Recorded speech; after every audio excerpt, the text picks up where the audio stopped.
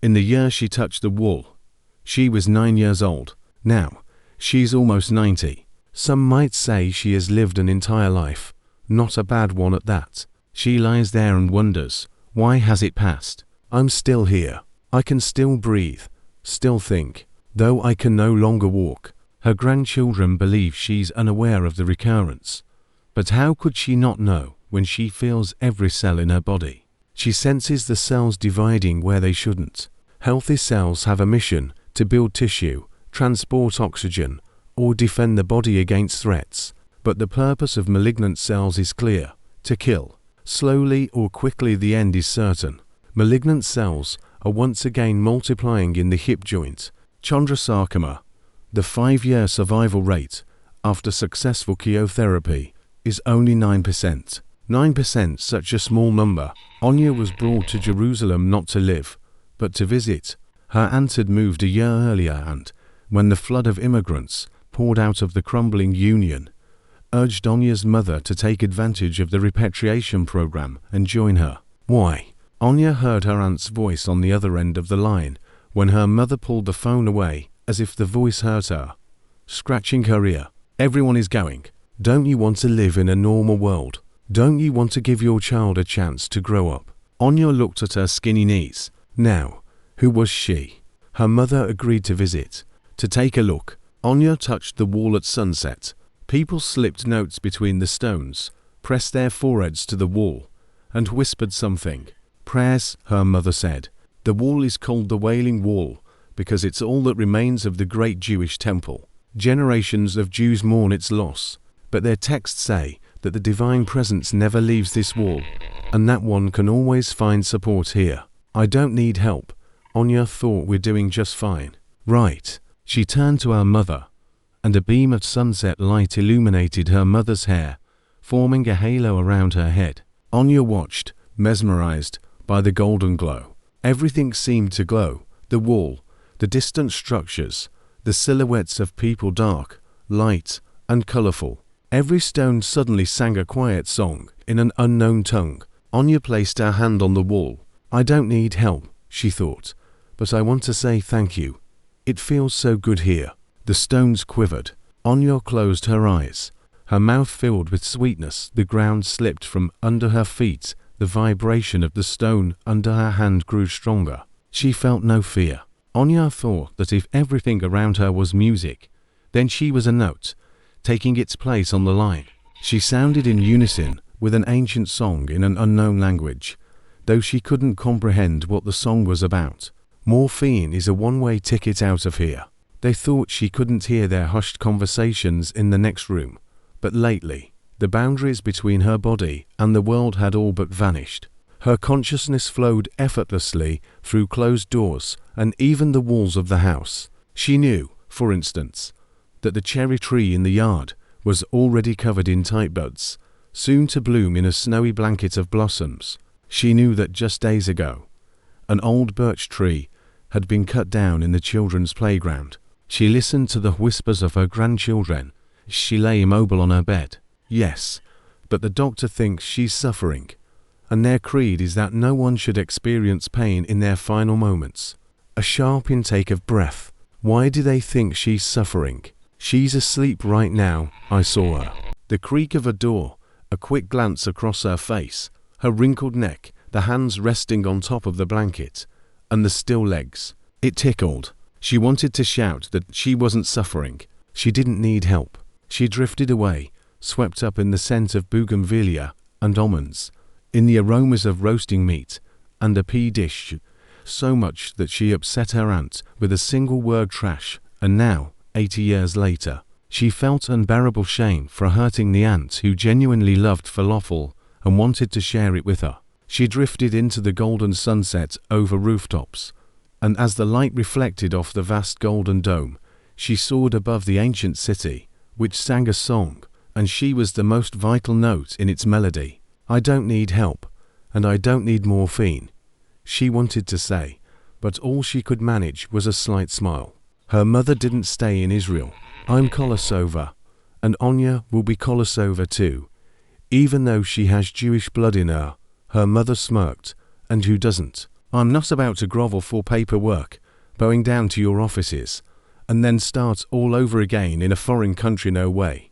We have everything we need at home. No one asks a 9-year-old child their thoughts on repatriation, and Anya wasn't asked how she felt about the white city cascading down the hills, about the pink skies that seemed within reach like the wall or the honeyed sunset. Your lips drip with honey, milk and honey under your tongue, your orchard's granite with exceptional fruits.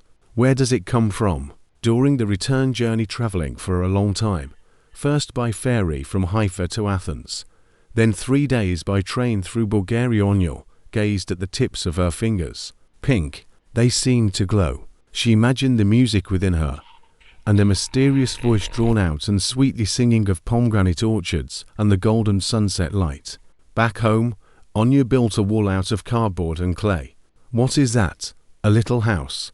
Her mother asked, wiping sweat from her forehead with a basket of wet laundry balanced on one hip and a rag in the other hand. It's a wall, Anya explained. The wailing wall. I'm going to cry beside it. Her mother doesn't hear the last words. Her life had been full of joy. Why had been? She was still here, lying in a bright room, where the wind stirred the curtains, bringing sounds of laughter and voices from outside into the house. Her body was fading, yet she felt no pain. Her grandchildren would never believe it.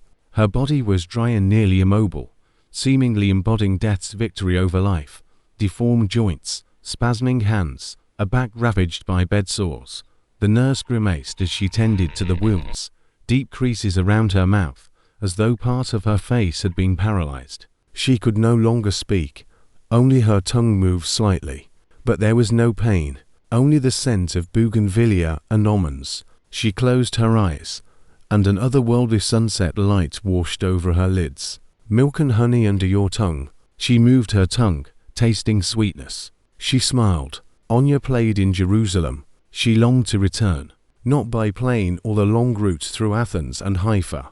A 9-year-old child knows reliable, faster ways. On the track behind the school, where they run the 100 meters, someone had spilled white paint. An irregular stain remained on the asphalt. Rains, snow, the stain paled, its edges blurred.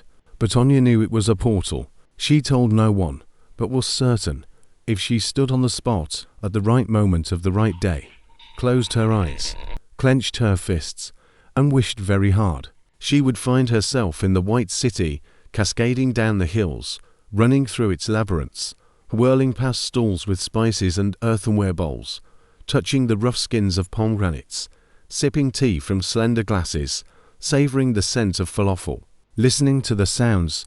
Anya already knew the word phonemes of the melodic language: shesh, shaver, shmon, tasha, or tasha. She was enchanted by the letter sh. Anya stood on the track with her eyes closed. She had no idea what she would do in Jerusalem alone, at 9, 10, 12, 15 years old. After 18, she stopped worrying. She could take a flight at any time. Her life was full of happiness. Asterisk, your belly is a heap of wheat encircled by lily. Asterisk, she still has many children, an uncountable number of grandchildren. Honeyed light falls on the spines of books. The children's cries from the yard have quieted. Evening has come. Books on the shelves. She became a children's writer and spent her life telling little ones about things adults deemed impossible. But the children know the truth. Asterisk, she wrote between the lines. This will be our little secret. Ferries and trains aren't necessary when you so desperately want to be in the white city that spills down the hillside. She and Igor traveled a lot. They visited India, Thailand, China, nearly every country in Europe. They even went to Israel. She once again touched the wall with her fingers and once again heard that everything was fine, that she had no reason to ask for anything. Re-try-a-tion, seeking a new homeland, but she had no reason to search for one. Can a child have two fathers? Asterisk, I went down to the nut orchard to see the valleys green, to observe the vines and the blossoming pomegranates. Asterisk, she walked through the white city with a smile, and Igor thought the sunlight turned her hair into a golden halo. Like a nimbus, he thought, entranced. This will be our secret, the wall told her. This will be our secret, she nodded. Look at the sacrum. There's a bed down to the bone. She's in pain. Your grandmother has incredible willpower, but no body can endure such suffering. The doctor wrote a prescription. A narcotic patch won't help, something stronger is needed. She should leave this world peacefully. Do you understand? The nurse spoke in clipped, metallic tones, counting her words like change. 1, 2, 5. She knew her business. She was right. Behind the closed door of the room, their grandmother, the person they loved most in the world, and her body suffered unbearably. Yes, morphine is a one-way ticket, but isn't all of life heading in a single direction? The door slammed shut. The nurse left. They sat in silence for a while. Lelia sighed and took the prescription. I'll go to the pharmacy. Rita nodded. Artem stood up. I'll check on her. Maybe she's all ready. No need to finish the sentence. The wind ruffled the curtains, and something subtle shifted in the room. A floral fragrance filled the space, and the sunset light was everywhere, in every corner, on the lace doily under the TV, on the embroidered pillow, on the gilded frame of a painting. Milk and honey. Artem suddenly thought, milk and honey under your tongue, where is this from? He turned his gaze to the bed and froze. There was, couldn't be, was not. Now he blinked. The body of an adult, resembling his grandmother, had left an indentation in the bed. But how could this have happened? The body itself was gone. Grandmother was gone. Artem looked around helplessly. The wind carried in more childlike laughter. Suddenly, a mix of dread and sweetness hit him, and his legs buckled. Artem fell to his knees by the bed. The sheets didn't smell of death or decay. The unfamiliar floral aroma grew stronger.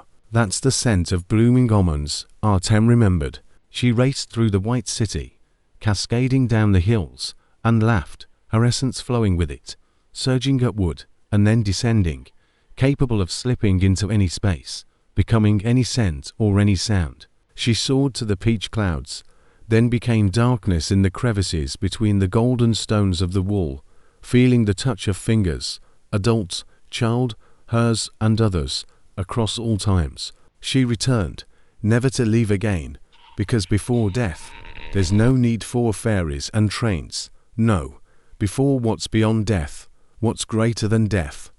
This will be our little secret. Thank you for taking the time to immerse yourself in this story. I hope it left an indelible impression on you.